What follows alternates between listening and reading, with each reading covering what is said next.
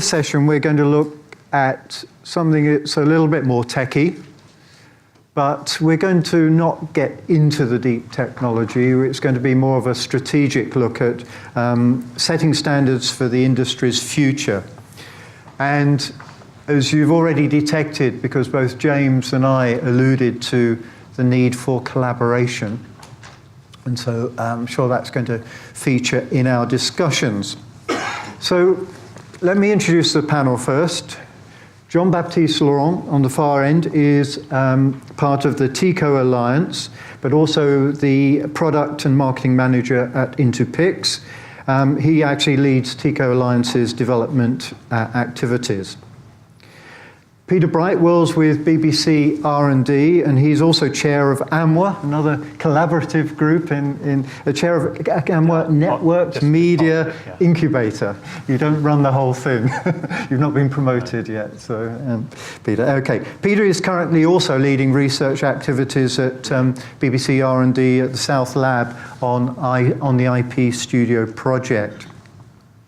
Felix Poulin was with the EBU. He's a senior project manager. And he's actually with another collaborative group called Network Media Production, and we'll be hearing more about that, I'm sure. He's part of EBU's Technology and Innovation, and we'll hear more from him in a moment. Last but not least is Andy Worman, and Andy is chairman of the AIMS Marketing Group. And Andy, we're going to start with you because you have a short presentation. I will be short, yes. We'll try and keep this just to a few minutes. So I was asked to talk a little bit about what AIMS does and what AIMS is. So we get the slide up here. So I, as well as being the marketing chair for AIMS, I'm also the director of strategy and business development for Harmonix's production and playout business. So AIMS, what is it? Well, first of all, it's a not-for-profit trade alliance, fundamentally. So we're not about making any money. This is more about collaboration within the industry. Anyone can join, vendors, end users. It's really a mixture. You'll see that we have a couple of broadcasters and predominantly manufacturers as members at this point in time. The members actually fund the organization. So we have a couple of levels of participation that you can either have voting rights or not, but participate in the activities of AIMS. And then everybody shares a common set of goals. Those goals, the fundamental building block is to foster the adoption of an open set of ubiquitous standards-based protocols for interoperability over IP. Now the idea here is essentially, though, to put together a set of standards, used existing standards, to move from SDI into IP. So this is all about the transition of baseband workflows over IP. To kind of set the scene a little bit and why standards and choosing the right blend of standards for interoperability is so important. In North America in the 1800s, there were 7 different gauges of railway, all right? And you can imagine what that was like. And rather than solving the fundamental problem of having 7 gauges of railway and actually needing one, they created all sorts of workarounds of varying sorts, different mechanisms for basically moving trains across different tracks with a third rail, having good service transfer business and those kind of things. The problem is it didn't really help commerce. And really what we're trying to do with AIMS is we're really trying to move the commercial aspects of the business along, making it easy to deal with the technology, and by getting everybody on board on one set of standards, and so to make this commercially successful for everybody. We have a lot of members. In fact, since I did this slide last week, we have more members to add to the list. So it's actually a little bit out of date, but 36 or 37 members so far and counting. You should recognize a very large proportion of the revenue of this whole industry is represented by our members. Someone's bit of math within our organization says something over 80% of all revenue generated in production and playout is represented by this membership list. So it's very significant representation. Because of that, we feel that we built enough momentum where we can say that the AIMS approach is probably the dominant approach. When you sign up to become an AIMS member, you essentially agree that this is the preferred route. The AIMS roadmap is your preferred route to market. The roadmap itself is built up of originally representing 4 parts. As you'll see, we've shrunk it down to 3 here in a moment, but the basic building block is SMPTE 2022-6. So this is SDI over IP. Then we add AES67 audio to that, and then we have TR03 and TR04. Now, TR03 and TR04 are technical recommendations. However, these two are being combined as SMPTE 2110. So there will be an overarching SMPTE standard that represents those 2 mechanisms, the TR03 and TR04, going forward. And that is in the standardization process. I will say, though, that members are already implementing TR03 and TR04 as part of their rollout of IP products. So we're not waiting for standards to be completed. We know what the standards will be, and so members are actually implementing this already. AIMS is certainly by no means creating any standards. I want to make sure that that is crystal clear. What we actually do is we leverage the work of others. So VSF, AMWA, SMPTE EBU, AES, are all pivotal components of building out the roadmap that represents what AIMS drives towards. The other aspect, and this is also important, is the idea of reference architectures. This is a way of designing and implementing systems around a known working framework. Standards can be a little bit vague in places. Vague is probably the wrong word. Can be interpreted in different ways, and so use the reference architecture approach, and we make sure we have proper interoperability, and things will run smoothly.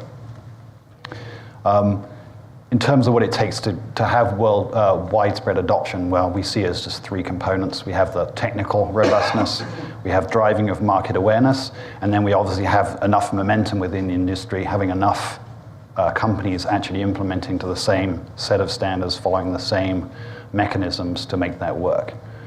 So obviously the standards bodies and the groups that create technical recommendations, they take care of the technical robustness component. You may have seen recently a variety of marketing material on live IP through VRT, driving market awareness, showing that we can actually do full live production over IP. AIMS is also assisting in that area, as well as providing the momentum within the industry, getting enough companies together, working together under a common set of standards to really move this forward.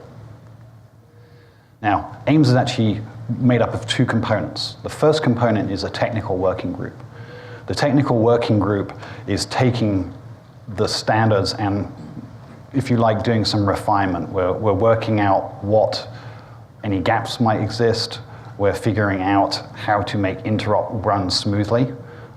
So it's all about refining of what the standards are to make sure that everything works together. And what we discover, what we find out, is fed then back into the standards bodies as well, so that we can further refine the final standards and how standards should be implemented.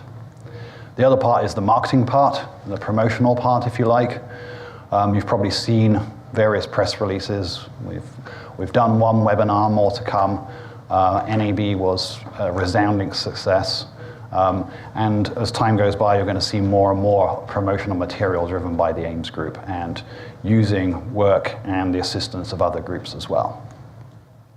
So that market adoption is obviously made up of multiple pieces. The key thing, though, is that everybody that AIMS works with has a common goal, all right?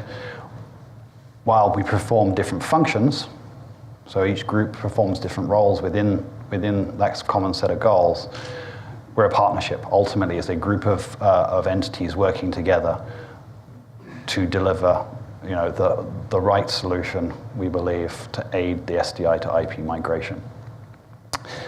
In addition to that, and John spoke to this earlier, we've been endorsed by IABM. We're the first recipient of the ICG award for the endorsement program there. So we're very, very happy with that.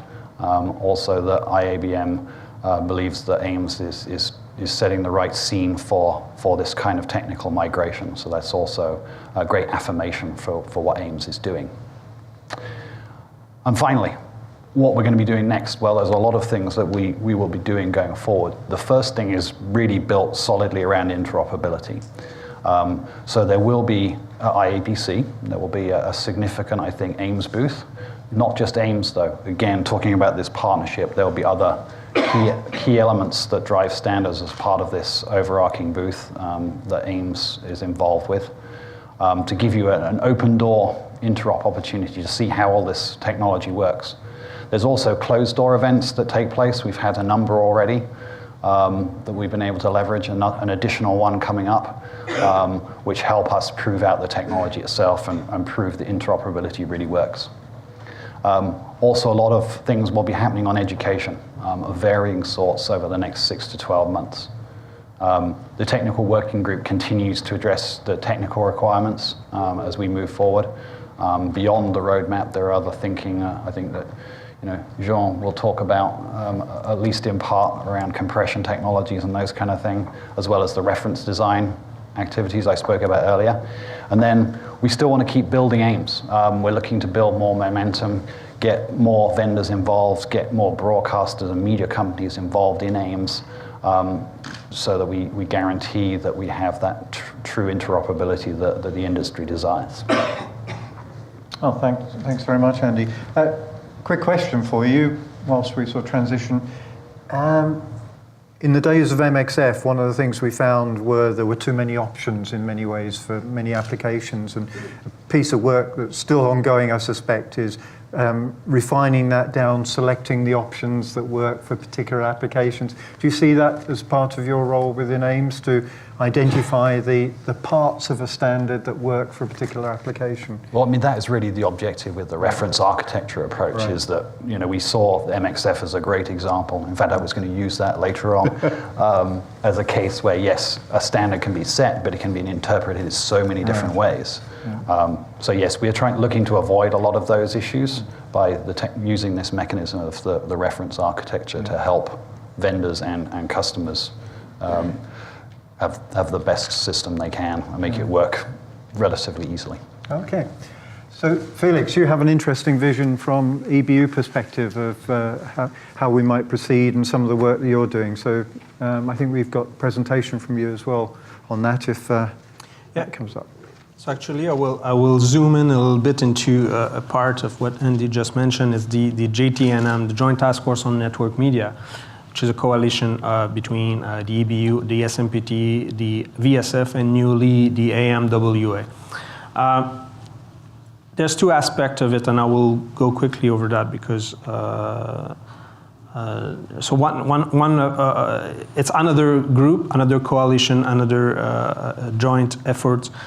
It exists since 2013, and we started very by the basic, collecting user requirement, try to understand in 2013 what will be that network media world, what we want to achieve post SDI and post SDI over IP, really what we want to achieve with this beast of network media. And this is a group of user, manufacturer, trade association, and standard bodies. So we thought that it was an open discussion at the time we needed to have. So we have about more than 300 participants. It's quite open. Anyone can join if you're interested in that activity. The mission goes a little bit uphill of what AIMS is doing. I think there's a good complementarity here. It's to drive the development of open interoperability in the scope of live IP production. I think one of the different here is it's the building of those standards and those architectures, and ultimately there was no mission in terms of marketing and technology adoption. So I think where the big complementarity here is that AIMS is taking care of trying to break a little bit this chicken and egg situation you will always have in a new technology transition. The JTNM at the moment is focusing on making sure that all the different actors in standardization and open specification are talking to each other. So the leaders of the different activities, and there's more than the logos there, are connecting to each other, be aware what are they working on, and making sure they are all aligned on common roadmap and a reference architecture that was developed in that group a year ago. That reference architecture, it was published at the IBC last year. it provides a number of generic models. What it is we can imagine is a network media infrastructure. And it provides a lot of common vocabulary. And I won't explain the details of the architecture because it's a 1 hour minimum talk. But keep in mind that layers feature of a network media, it's much more complicated than SDI, but also it does a lot more than SDI. And the white box in here are the boxes that needs to be defined by our industry. We try to use a maximum and more of commoditized technology from the IT industry for everything physical, hardware, infrastructure. But on the other end, we need to be able to have a number of common approaches at the more software and service layer to achieve interoperability. So these are the white box that we need to address and standardize ultimately. Roadmap. This is a view of different major projects of the EBU member over the next few years. And those are really the drivers to technological adoption for IP at the moment, because they have a new building, they will start most of them from zero, fresh. They will likely go for IP. At least they have to decide if they go to IP. And so these are the early adopters, and until 2020, and we follow them very closely. We try to help them making their choice of this of technology. When we look, and that's probably a compared to the AIMS roadmap, the JTNM roadmap had the features of a view over time, but I think it's pretty compatible, those views. So we have the current SDI. We know SDI is there. It will be still there. It will be used for many years for many workflows. If someone wants to build an infrastructure as of today, the main option available there is the SDI over IP approach. And it will be there for a little while. But quickly, we have what we call the elementary flows. The elementary flows is this TR03 SEM32110 that Andy was mentioning. It will take a little while. Those interrupt tests that Andy mentioned will happen at IBC. There's a lot of interoperability testing in some events around the world at the moment. Will bring TR03 to maturity. We said here NAB 2017 to try to make a projection where a number of products will be available to do that. The TR03 that Andy mentioned, TR04 that Andy mentioned. Self-manage is, once we fix that kind of basic transport issue of transporting video and audio over IP, we need to have a lot more of functionalities to automatize and to manage this in an automatic way, because you don't want to have a network engineer each time you want to connect a camera into a display, don't you? So you need to have a lot of features about discovery and registration, network API, capability management, and this will come later. There's a lot of work ongoing. And finally, the ultimate goal of all of this is to be able to use a maximum of software and virtualization. And we're still missing a number of functionality to really have hand-to-end environment like that. So that's the JTNM Network Media Roadmap. I think it covers at 95% the AIMS roadmap, and we talk to each other also to align all of this. So, yeah. Very good. I like the fact there are some firm lines on those dates, which we can come back to you on as time passes. That's good. But to this is a living document, and it will change. This is revision 1.0, yeah. is it? Okay. Let's continue just for the moment with the collaboration and the alliances. So Jean-Baptiste, perhaps you give us a few words about what's happening under TICO. Yeah. So, well, the TICO Alliance was created at NAB 2015 by multiple manufacturers. Actually, the alliance is a little bit different from the other alliance because the focus here is on the compression side, the mezzanine compression. We are taking some facts from the industry is that the move to IP will request some mezzanine compression to transport HD over 1 gig, 4K over 10 gig. We know that we need to take the road of a mezzanine compression. Another fact also is that most of the compression today are not really suitable for live transmission. Taking into account the latency of the MPEG codec scheme, etc., we want to focus on a good alternative to uncompressed video, so where latency can be addressed correctly in a live workflow.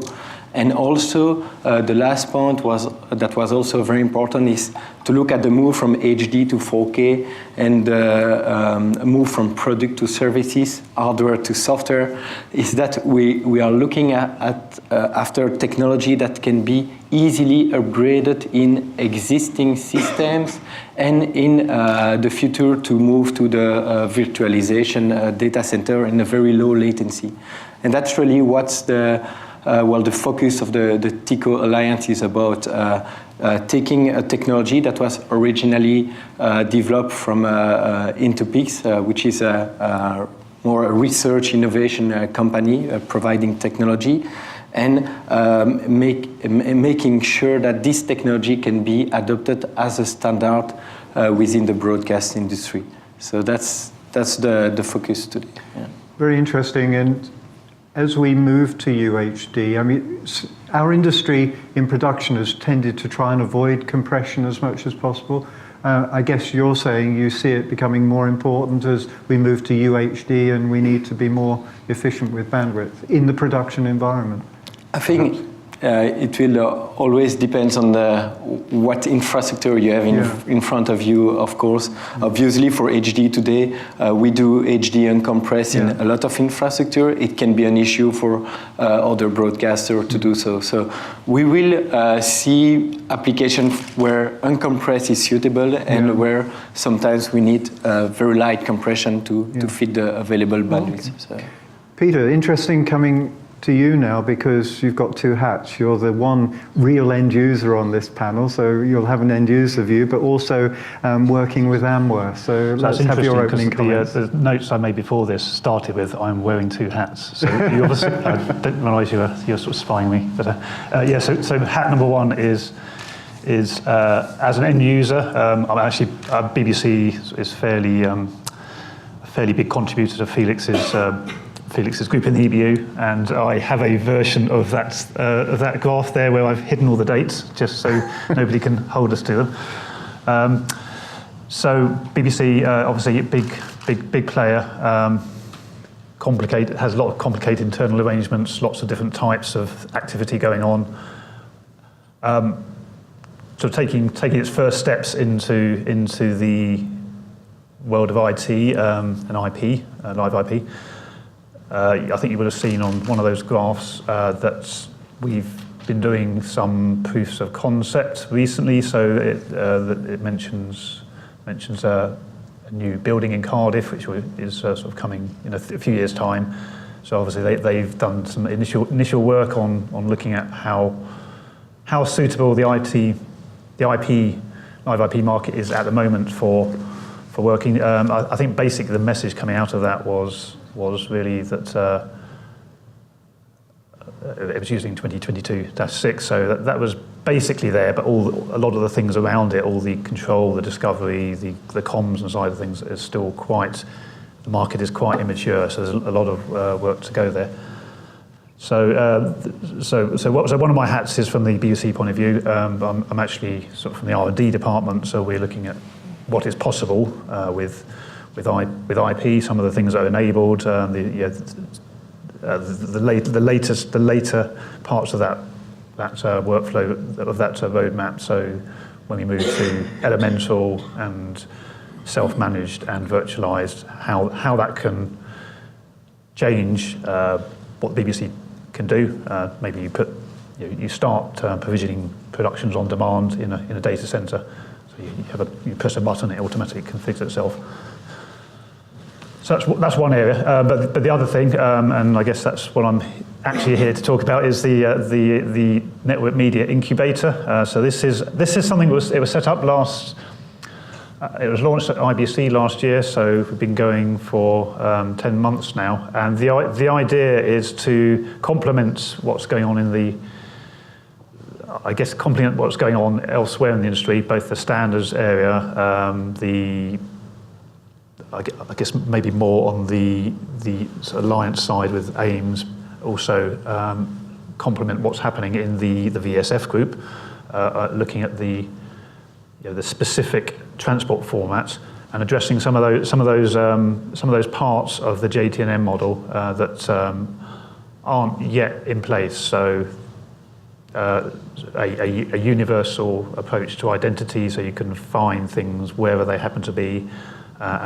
Discovery and registration, a joined up approach to timing. Obviously timing is going to change quite a bit from just the conventional black and burst and time code.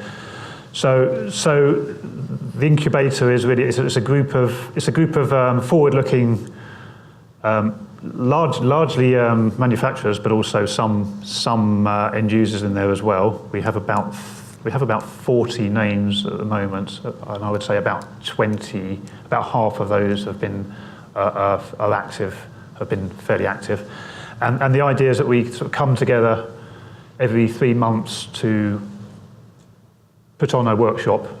It's a closed event.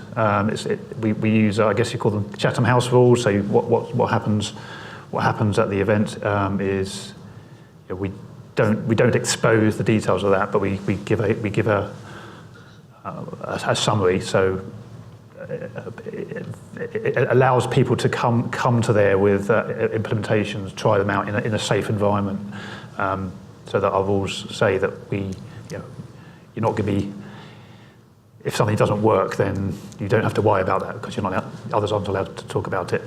And we're trying to take an agile approach to development, so based on the way that the software development happens, really. So we use lots of software tools. We develop. We use GitHub as our comms, GitHub, WebEx, VMs, and things like that, and then come together to make things work, try them out, and only at that point do we sort of write them up as specifications. So you may have heard of NMOS, Network Media Open Specifications. So this is the output from the incubator. The first of which is AMWA IS04. It's a proposed specification for discovery and registration. So it's putting in one of those important building blocks that allow you to scale. Okay, thanks, Peter. So again, before we get back into the deep technology, let me sort of start from a high level and say, do you guys all have a part to play? Because aren't we just devolving our standards over to the IT industry? What makes this still very relevant to our industry? How does your work relate specifically to our industry? Where's the added value in what you're doing? So I think, first thing is that the broadcast and media industry has very specific workflows. So the things about the way it works that means that we want standards and mechanisms that are complementary to that aren't necessarily available in IT. So I think that's sort of the foundation of all of that. I guess you can look at standards versus RDDs versus specifications in different ways, but as I said earlier, certainly within AIMS, we took the approach that we know certain technical recommendations are going to become standards. So rather than wait for a standard to be completed, we know directionally where we're going, so we'll actually implement to that. We'll do the fine print work at the end with the standard itself just to make sure we have pure, perfect interoperability, but we're not going to wait. The standards process is a time-consuming process. And this business is moving so fast now and moves faster and faster. What we want to do is we want to actually stay ahead of the standards process and actually have solutions that deliver at the point where the standard's complete and we know they're interoperable. So I think that there's complementary aspects, but we can leverage the ideas that you get used inside of IT where specifications drive forward motion versus waiting for a standard to complete. And Felix, is SMPTE still the hub? Is that where most of the work's going to be done, or is it out of their hands? So on this layer architecture, SMPTE was taking the role of standardizing the bottom layer, the physical layer. So SDI, the electrical properties of the interface. And this won't be the case. The goal here is to use a maximum number of what's out there in the IT industry, be it the infrastructure, the networking, the protocols, all the RFCs, IETF standards. I think as soon as there's something out there that can do the job, we should try to reuse that as much as possible. I think where our standard bodies like SMPTE still have a strong role to play is to formalize that kind of platform we need to put on top of it to provide a common platform for achieving interoperability. But as you go up in that stack, you go more into software, and that's the big game changer here. The culture of software is totally different than the culture of hardware and doing ASIC. That, of course, takes a lot of time to make sure we have a proper specification before investing massively into producing hardware. Software is much more, agile development potentially, and we have an example with the NMOS, the AMO Incubator, wherein it was not existing a year ago, and now we have a number of specifications out from this because they're embracing that kind of culture coming from that industry we're looking for. It's the software and the internet environment, and so I could see that the standardization bodies in general have an opportunity, but they will need to adapt to that reality. I think we'll need to accelerate a little bit the process. Maybe we still need strong and fixed standards and slow developing standards for some of the bricks, but most of it will move quite fast from now. Yes, I was going to touch upon that. I guess moving fast, or as fast as is practical, is going to be key, isn't it? Because you can be left behind if you're not moving there. Peter, if the BBC were allow it, is your travel budget going to go up as you have to visit all these different standards groups, and both in the IT industry and the broadcast and media industry? Well, in fact, the IETF is one of the bodies that is quite fundamental to a lot of things we're doing here. So it's not just the incubator work either. It's, AIMS is built on, and TRO3 and TRO4 they're built on a whole stack of our IFCs for how real-time transport is done. I think, with both my R&D and incubator hats on, basic is what Felix said. I think with the wider BBC hat on, there are still, when it comes to actually writing a requirements document as part of a tender, it's still good to have that. It's still good to have that number.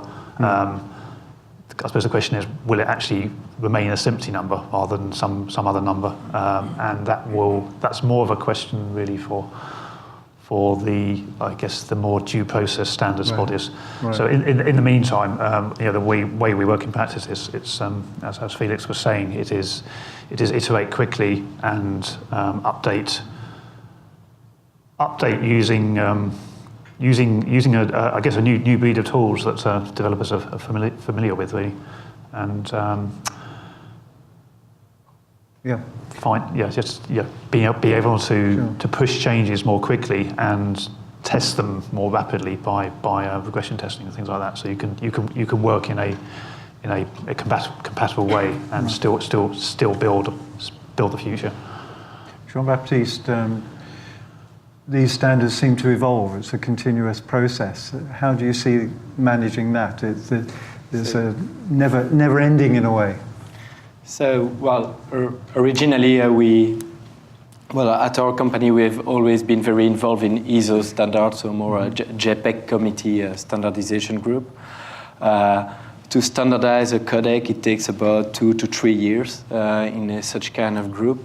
So what we did with the TICO compression was the easy path to create as a first step an RDD, so that the specifications are open and shared. But obviously, we are moving in the standardization roadmap as well for the TICO compression. So, but as you said, as software is moving, the adoption is moving faster than the standard. You need to start somewhere, and that's the roadmap that was taken by the group. Yeah. Thanks for that. One of the things that occurs to me that we still have this vision of a standard or a way of doing things as the one way to do it. But things are evolving so rapidly, changes are coming. Are we living in a world where there isn't one solution? Ideally, it makes life simpler for everyone, but that's not necessarily the way it goes, is it? No, I mean, well, AIMS itself is not built on a single standard, right? It's actually a collection. Yeah. So it's actually a trajectory based on your kind of workflow and the complexity of what you need. So you can actually pick any point along that progression. Felix is saying the same thing, that the work that they're doing in JT&M, if you look at his sort of chart, you'll realize you don't have to use every component in there, but there's certain fixed features you're going to want to have in an IP infrastructure. So it's more about individual workflow needs than than the standards themselves. The standards enable the workflows and let you build what you want to build, but it's having the right mix and having the interoperable component that's the key thing.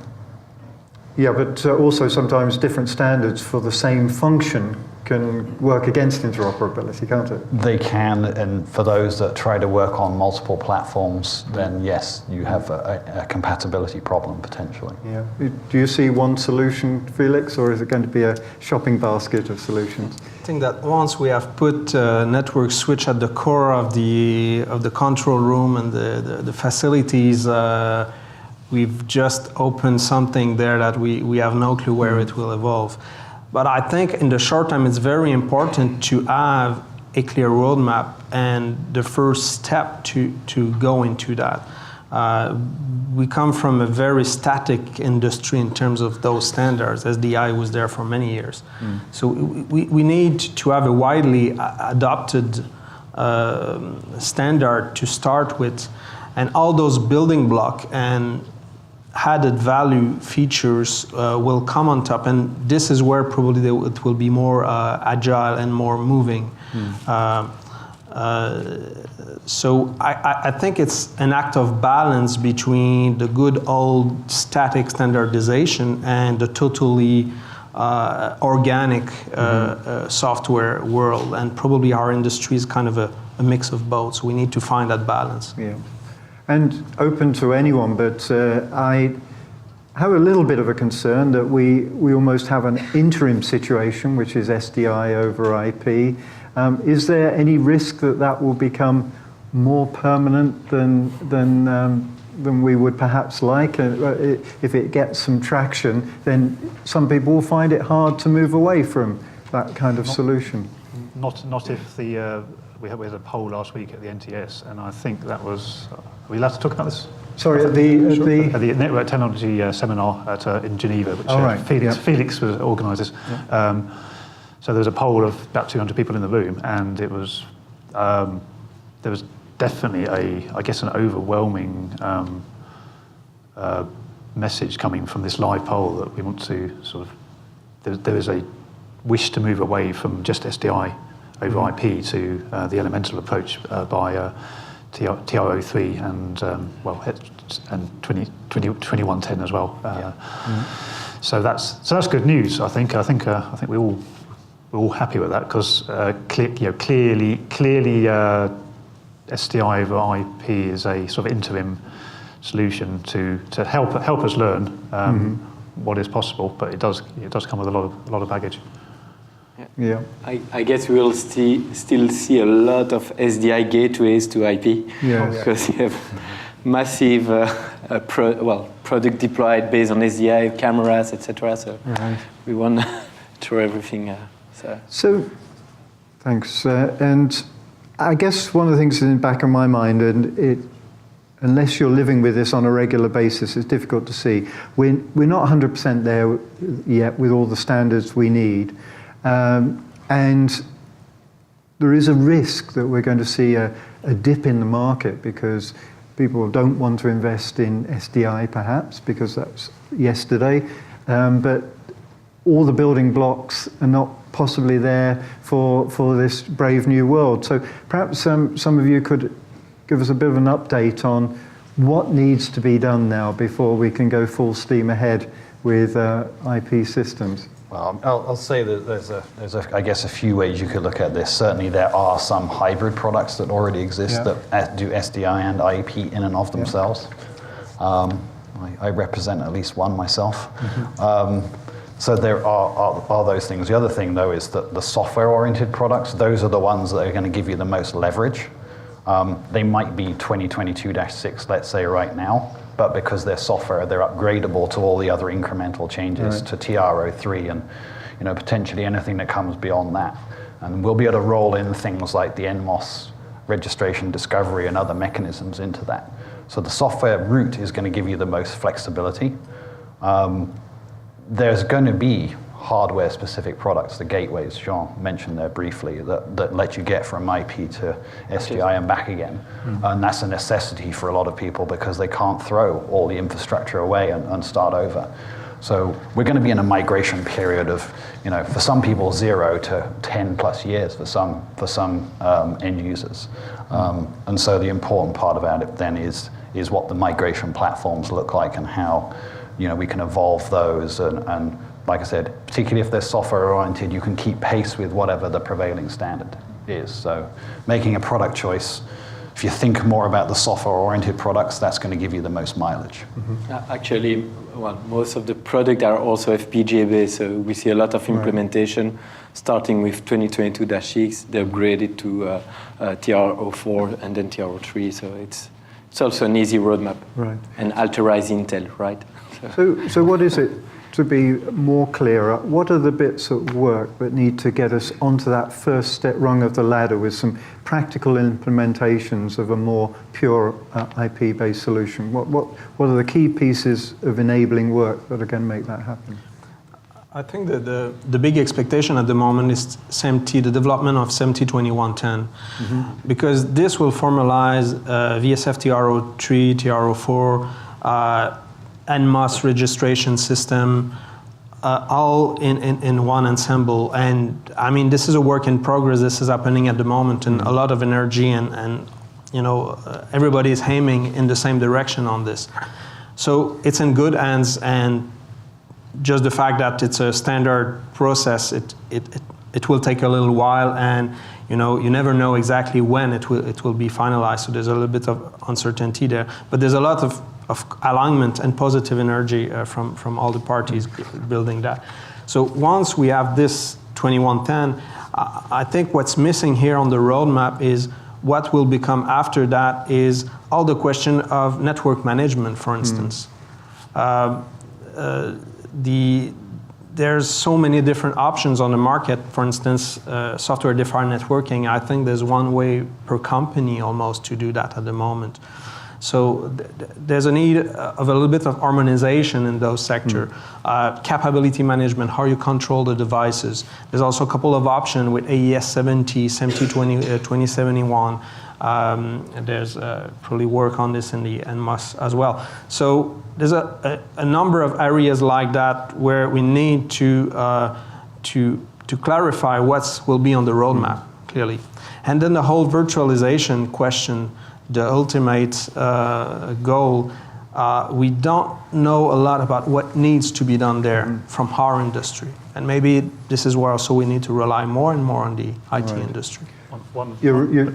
Let me just pick up on that. I'll come back to you, Peter, no doubt. So you're rushing forward again. Let's rewind. 2110. Tell us one more time what that is going to do for us, why that's going to be the key enabler. I mean, what does it do for us? Potentially, that's the next SMT standard replacing SDI, but in the IP world, ultimately.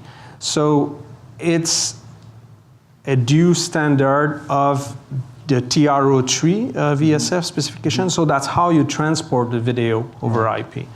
It's an ensemble of ITF standards, basically. Good. Sorry, Peter, I cut you short. Just on 2110, I was going to say it's important. I don't want to talk about what's actually happening in SMT, because I'm not a SMT member anyway. But it's important what the way that happens, it happens in a sensible way that provides a clear message to what you should do, and is not. Somebody mentioned, Andy, I think it was you mentioned MXF earlier, and that's such a big, it's a big bag of possibilities, and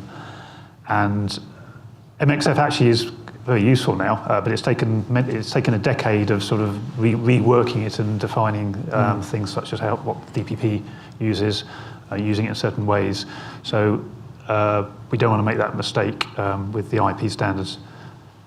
But the other thing I was going to say was a very important next step is going to be a common approach to connection management as as part of the network management side of things. So basically how you join two boxes up, and there are several different ways of doing that, and several different ways of switching between them, which you can all sort of read up on the details. Well, I guess ultimately you don't want technical specialists to have to drive this either, so it's got to be. That's right. So the business, the user interfaces need to be sort of decoupled from all that, and linked to the best way to do it under the hood for different scenarios. Yeah. Jean-Baptiste, comments about what very specifically needs to be in place to go forward?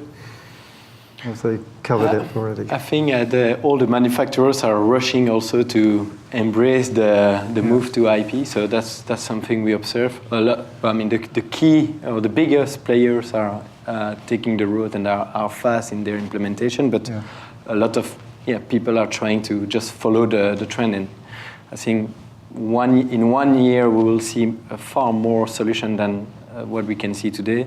There are opportunities to already take the road to IP. That's what we see here. So, just let time go. Yeah, I mean, I think the final thing there, though, is that there already are solutions that are deployed with 2022-6. You can already do that. I mean, they tend to be fixed route solutions. They're not very flexible, certainly not plug and play. But also the TRA3 solutions, you're actually going to see product by the end of the year from certain vendors. So certain vendors will actually have deliverable product by the end of the calendar year. So we are really trying to push very, very hard forward to actually deliver the solutions we're talking about, versus telling you about it now and a couple of years later you might be able to buy it. So. All right. Questions from the floor? There's one. Oh, stimulated a lot. We've got two there. Don't mind in which order they come, but we'll get the microphone to you.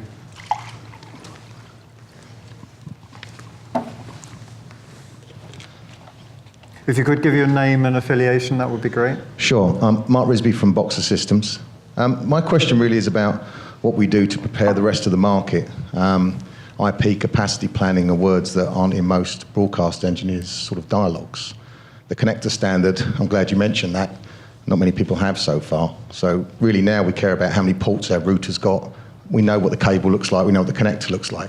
How are we preparing the market? How can we all help to prepare our customers for what comes next? Obvious one for you, I guess. I think it is, yeah. So I think the first thing is that SDI is the last holdout of proprietary infrastructure in most broadcast facilities. Most of the rest of it is already IP. The snag is that the way it uses IP is very different to the way the rest of network systems work. So there's going to be a tendency, I think, for many people to think about their network and silo that component. I think probably initially that's going to be a common approach. You're going to separate your broadcast infrastructure networking from the rest of it. Or if you don't separate it, you're certainly going to have different switch infrastructure joined to the rest of the network. And that makes a lot of sense in that kind of level of preparedness. Obviously, we've been talking about baseband over IP. Things like TRO3 help manage bandwidth. We can trim 30 to 50% off the bandwidth right off the top simply by not doing SDI over IP and just doing active pixels, for example. So there's relief available. But it requires extra skill set in terms of management of the networks and understanding the differences between video and IP traffic over conventional networks for control and email and database management and even OTT, the way that works. There are significant differences. So that is the kind of key educational component, understanding how networks get used in baseband applications. That's exactly what worries me. We've been doing as a company, IP-based connections for a long time. Putting video for edit systems over IP for 15 years. Generally, when we let network people do that, it fails. You know, they don't understand real time. I think we've all seen that. And we've seen, you know, I guess, video departments put in their own separate networks and run them themselves and let the IT people manage the connection between the two networks so that we keep it pure, if you like, from a data point of view. And I think one thing we know with HD or SDI at the minute, it works. We know the connectors work, we know the cables work, we know the routers don't run out of bandwidth. And there's a confidence there that's come over a long period. I'm trying to work out really, I guess, who's going to be partly responsible for training the new engineer, the broadcast IP engineer, if you like. Yeah. Well, that's actually, if I can just move to Felix on that, because the word broadcasters, you represent the broadcasters. How well up to speed are they, and what needs to be done?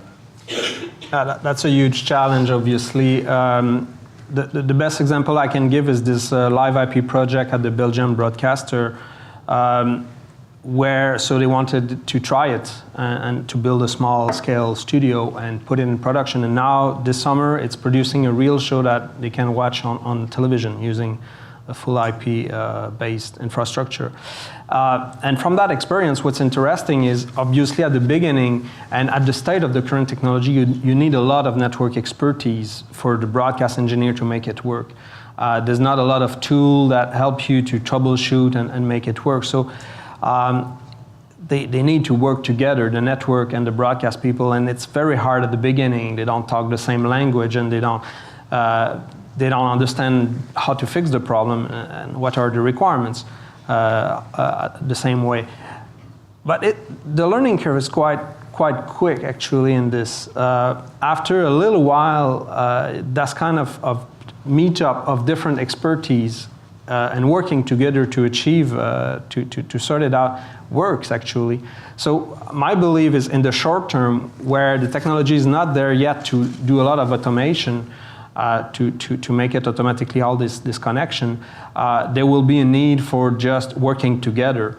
And it will be challenging for some organization to do that. But out of the need to do that, I think it will happen. And it works. I mean, those people, after 1 year of live IP, they go take beer together. So maybe we change things here. Beer may be the solution. Kevin, I think, was first with a hand, but I will come forward next. Gentleman with a white shirt. Or without a jacket. We've both got white shirts. Hi, Kevin Burrows, consultant. It's probably a question for Andy, really, about aims and the roadmap. Once sort of TRO 3 and 4 are standardised in SMPTE 2110, and products out there, is it kind of job done, or is there a sort of a longer-term view about aims that, you know, you see a longer-term roadmap, some other things that you need to tackle? It's really to get a view of the, you know, how you see it fitting in the industry longer term, if that's an option. You're very polite, Kevin. I'll say, will you know when to stop? So I think, you know, I already actually stated that kind of what you're going to start seeing next is education-oriented. And we have a number of programs we're looking at for that. So this is, you know, I think we've already established generally what the roadmap is. The technical working group will continue working on the technical issues, but the marketing now switches from gaining mass adoption to the education process. And so the ongoing process is going to be the education, understanding the standards, understanding interoperability, and all of the other things. Now, there will be other things that are part of the roadmap. You know, mild compression being one of those. There'll be other things as well. We recently, for example, adopted NMOS for the discovery and registration mechanism. So there's other tools that we're going to need. And effectively what I think we're doing is we're effectively building up from the structure that Felix was showing, all the other things you're going to need. Because there's things like, you know, the SDN component, for example, and the network management components and those kind of things, all of those kind of pieces. But the underlying infrastructure, I think we can say we're pretty much done with that part. Actually, I'll just put a plug in for the IABM, because I think education is one area where we can help out as well and work with you guys to make sure that the message gets out there. And what? Oh, more questions, good. Hi there, Ali Shah from the BBC. It's really a comment on both previous questions, and I think the expertise and the adoption will increase when the business case starts to stack up. Yeah. I think that's really important to keep in our mind's eye. And I think there's two approaches to really starting to build momentum around the business case. The first one is what Peter talked about earlier, which is through proofs of concepts and pilots and the work that you're doing, to be really clear about what the roadmap might be, what some of the challenges are, and be honest about those challenges, because often the conversation has to happen with the chief operating officer or the finance director to try and get that investment. Once you have that, growing, to Mark's point, being able to grow the internal expertise amongst our engineers becomes a lot easier. I think the other route is through all of the forums that you all represent, and we've seen in the BBC that the work that DPP did when file-based delivery needed to be implemented really helped us to bring along the wider community of content makers.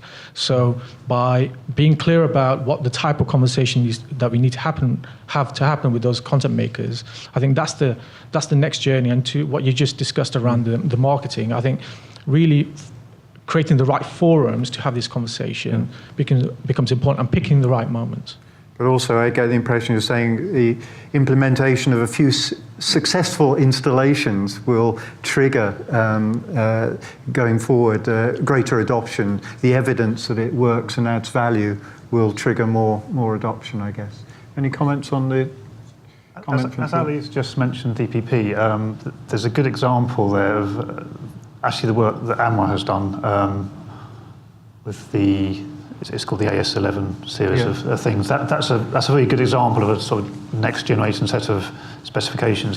You've got lots of little. It's like a chocolate box of different parts that are sort of put together in an automated way, and it sort of sidesteps the complexity of a sort of full-on SMPTE process. That's okay. I know it's a slightly different question, but it's worth. I think mentioning. You've coined a new phrase there, the chocolate box approach. I like that.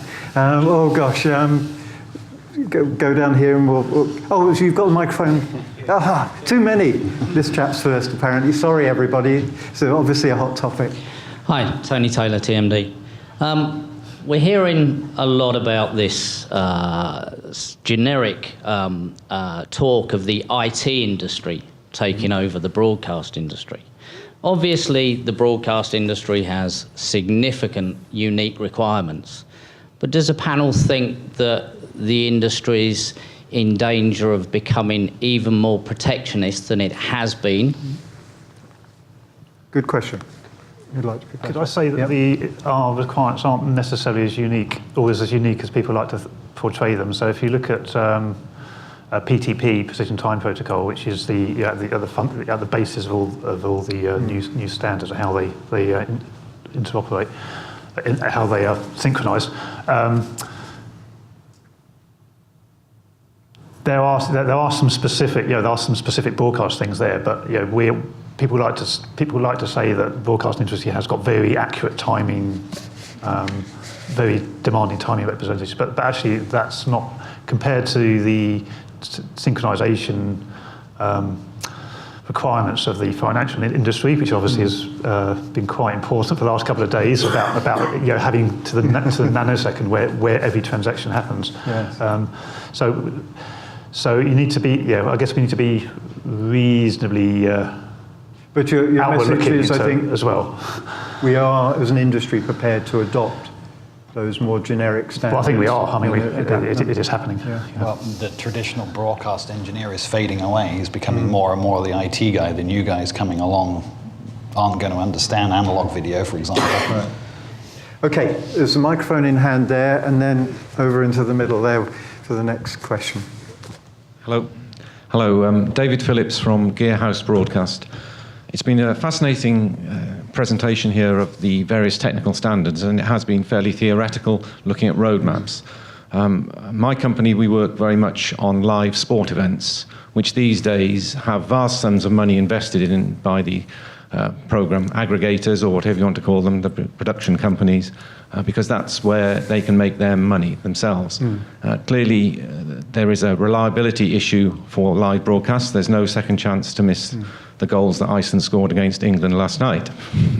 Someone coming from Wales, I'm not sure I take pleasure in that, but it was an interesting event. But that being said, the IP technology has a great opportunity to transform the way OBs are produced, not least with the remote production, and I saw that demonstration in Belgium, which was fascinating, but also in terms of the size of the equipment, in terms of power consumption, weight, air conditioning requirements, size of OB trucks, etc. But fundamentally, it's still operated by people.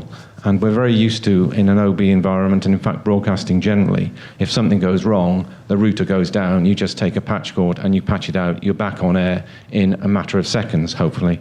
I wonder if the panel could give their view on how IP and this transition and all these standards, which are all good, are going to actually impact in the practical efforts of operators and the risks to programming reliability, particularly on those live sports events. Do you want me to go first?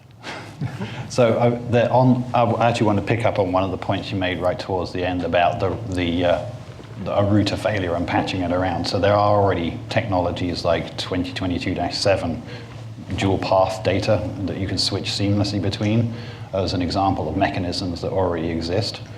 You're going to see those kind of solutions early 2017, I think, from a practical standpoint. There's also things you can do at the switch level itself for that kind of protection. It's certainly more IT-oriented versus pulling a cable out and plugging it into a different hole, admittedly. Presumably potentially more automated than... Potentially it can be highly automated, so there's no physical cable whatsoever. But right now it's a skill set, an IT skill set that allows you to do those same kind of operations.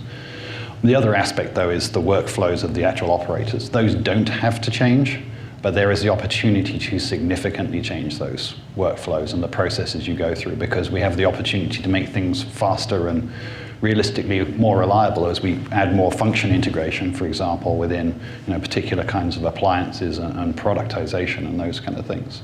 So there is a great opportunity for actually improving operations, improving latency. Jean commented on this as well, as there's a line-based versus field or frame-based latency is a reality now.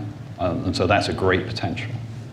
Any other comments on the IT approach? If there's a will to make it happen, it will happen. And let's face it, playout is all based on IT now. It's all has been for quite a while. We do need to see proof, and I'm sure that the first few successful installations will be a watershed. We're going to take one more question, then we have to go to lunch, I think. Kate Wendelboe from BT Media and Broadcast. A bit of a follow-on question from Kevin's. We've talked about consolidation already this morning. Just wondering if you think we'll see consolidation in this area of the market. So among your various industry bodies and perhaps even the standards bodies themselves, and would that be advantageous? Good question. We're a very fragmented industry, lots of small organisations. Is there still scope for... Most of us are a member of most of the other organisations, which is quite funny. So in a kind of backwards way, it already happened. I think most of us are members of everything else. I think it's more a case of how we choose to work together versus consolidation of these different groups. Were you referring to the groups, Kate, or the companies? The groups, okay, you're on topic. Yeah, good. Any other comments about consolidation? It must be a bit of a minefield for the industry at large to understand the subtleties of what each group is doing differently. I think there's plenty of active group. It's to find the relevancy of all those groups, how they relate together, and to talk between those groups. I think the key of the thing to align to a maximum extent. There might be some consolidation. I don't see a lot of new groups at this moment happening. I hope not too much. But if there's a need, why not? Yeah. Okay, well, I certainly think that the way forward is through collaboration. So we need the groups, and hopefully the IABM is doing its little bit to help identify some of those groups that are going to make a difference. But for now, please thank the panel.